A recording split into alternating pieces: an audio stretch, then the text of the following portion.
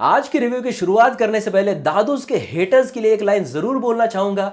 कभी भी किसी का होलिया देख के उसके औकात का अंदाजा नहीं लगाने का, क्योंकि ऐसा आदमी बहुत खतरनाक होता है, होलिया ही बदल देता है। जी हाँ, जिस तरीके से दादूस ने लास्ट का टास्क किया, भाई सबको दिखा दिया कि मैं कितना स्ट्रांग हूं, और बहुत ही अच्छा था। वो आंख से आंसू आ गए बहुत सारे लोगों के, मेरे भी कहीं ना कहीं ऐसा लगा, और बहुत ही वहां पे दादूस के लिए एक स्ट्रांग फीलिंग तैयार हुई अंदर।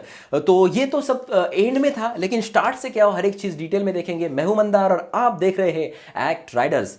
बात की जाए तो कल का जो टास्क था वही वहां पे कंटिन्यू था, और उसका रिजल्ट आना बाकी था। दो लोग वहां पे ऑटो रिक्शा चला रहे थे, घुमा रहे थे, लेकिन किसने कितने चक्कर काटे वो वहां पे हिसाब देना था लड़कियों को, बिग बॉस को। अब ये बिग बॉस ने लड़कियों के ऊपर क्यों सौंपा मुझे नहीं पता, क्योंकि दादूस वहां पे गिन रहे थे, तो दादूस को यहाँ पे जो फैसला ये पूछना चाहिए था। लेकिन वहां पे फेयर नहीं खेलना चाहते थे बिग बॉस भी, और लड़कियों ने भी वहां पे फेयर नहीं खेला, और इसका नतीजा ही बिग बॉस के पास नहीं गया, क्योंकि कुछ लोग कह रहे थे कि विशाल जीत रहा है और कुछ लोग कह रहे थे कि अक्षय जीत रहा है। और अगर मेरी माने, मैं एक रिव्यूअर हूं, मैं ये कहना चाहता हूं अगर रूल ब्रेक है, अगर आप किसी को ट्रैक छोड़ के ओवरटेक करते हैं, तो ये अगर रूल ब्रेक है तो रूल दोनों की तरफ से ब्रेक हुए थे। तो मुझे ऐसा लगता है कि दादूस जो था वहां पे फेयर तरीके से वहां पे लिख रहा था, गिन रहा था, तो भाई उन्होंने जो लिखा वो वहां पे गिनना चाहिए था, और किसी एक को वहां पे जीत दिलानी चाहिए थी, क्योंकि दोनों ने भी मेहनत की थी और दोनों के एफर्ट्स वहां पे थे, और दोनों के एफर्ट्स पानी में गए क्योंकि इसका रिजल्ट नहीं आया। फिर उसके बाद वहां पे हमने देखा कि ड्यूटी के ऊपर आविष्कार को डांटा गया। किसकी तरफ से? सुरेखा की तरफ से। कल मीरा ने इनको डांटा, आज सुरेखा ने डांटा कि तेरा जो नहाना वगैरह है वो साइड में रख दे और पहले मेरे लिए चाय बना के ला। जी हाँ, क्योंकि तेरी ड्यूटी है तो तुझे पहले ड्यूटी करनी चाहिए और फिर बाकी चीजें आती है।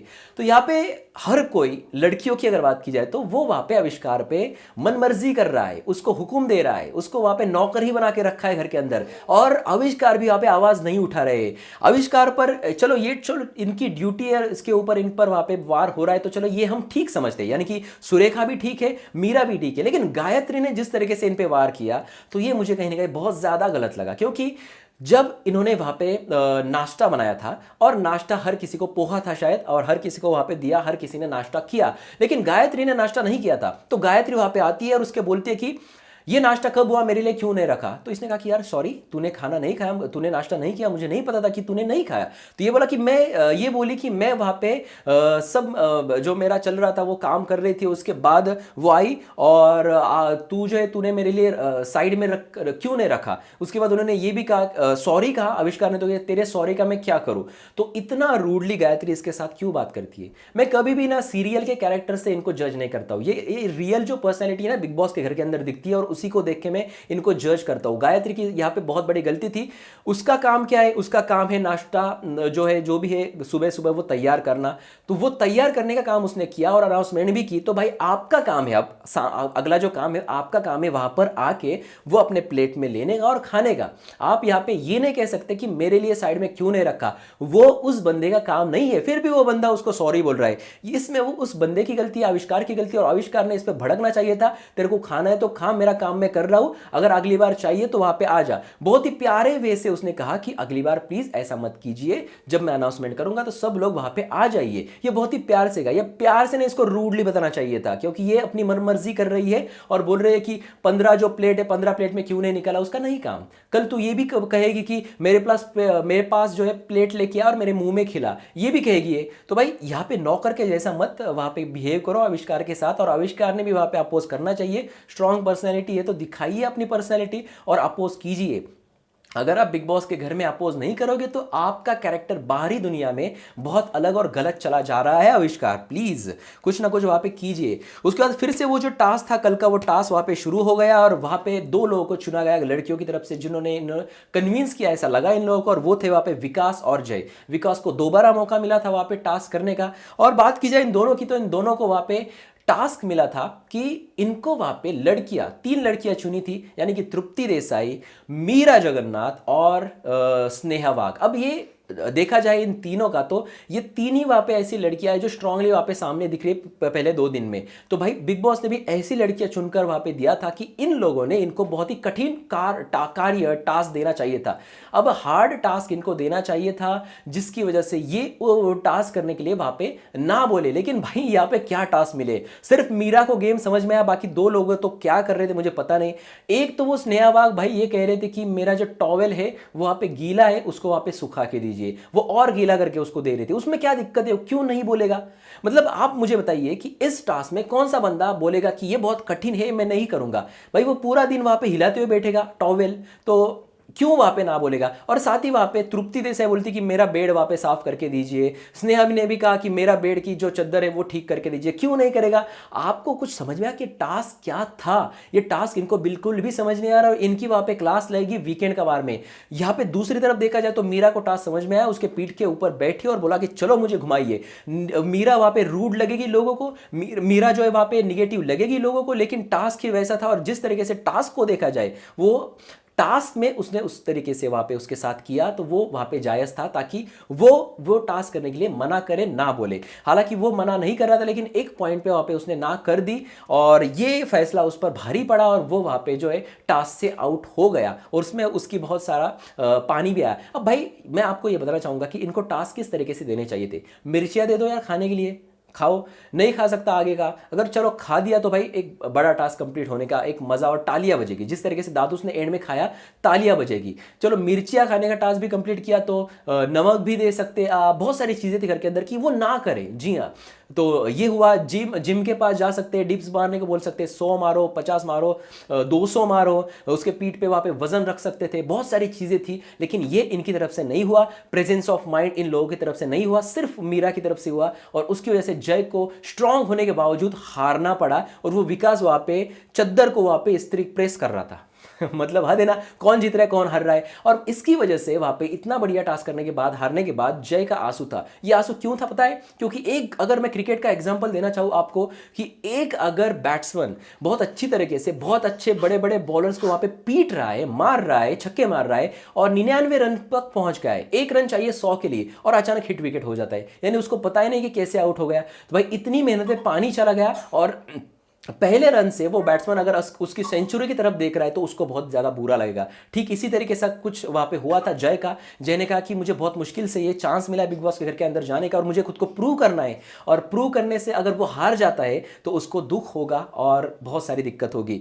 तो इसमें वहां पे विजयी रहे विकास। और उसके बाद दूसरा जो टास्क आया वो था वहां पे अक्षय और दादूस को दिया था, जिसमें एक वहां पे थे मेहमान और दूसरा था वहां पे शेफ। शेफ जिस तरीके से था, इसका कैरेक्टर इसको ये दिया था कि शेफ बहुत ही गंदा खाना करने वाला है, इस तरीके का शेफ था। और दादूस यानी कि जो वहां पे खाने वाले थे, इसको वहां पे जो भी वो बनाए वो उसको खाना था। भाई क्या बनाया था वहां पे अक्षय वाघमारे ने। अक्षय वाघमारे, सोनाली ने वहां पे कमेंट्री करके, एंकरिंग करके बहुत अच्छा हंसाया, बहुत अच्छी थी वो चीजें। लेकिन जिस तरीके से उन्होंने वो खाना पकाया था, मतलब पहले थोड़ा सा तेल लिया, उस तेल में, उस ऑयल में वहाँ पे मुझे ऐसा लगता है कि बहुत ही ज़्यादा एक पूरा टोकरी वहाँ पे नमक डाल दिया, उसके साथ वहाँ पे और आधी टोकरी वहाँ पे लाल मिर्च डाल दी, हल्दी डाल दी 4 या 5 चम्मच। उसके बाद वो जब वहां पे उबलने के लिए आया तब उसके ऊपर वहां पे बड़ा सा करेला रख दिया, पूरा कच्चा था वो, बिल्कुल भी पका हुआ ना था। और ये वहां पे सर्व किया वहां पे दादूस को,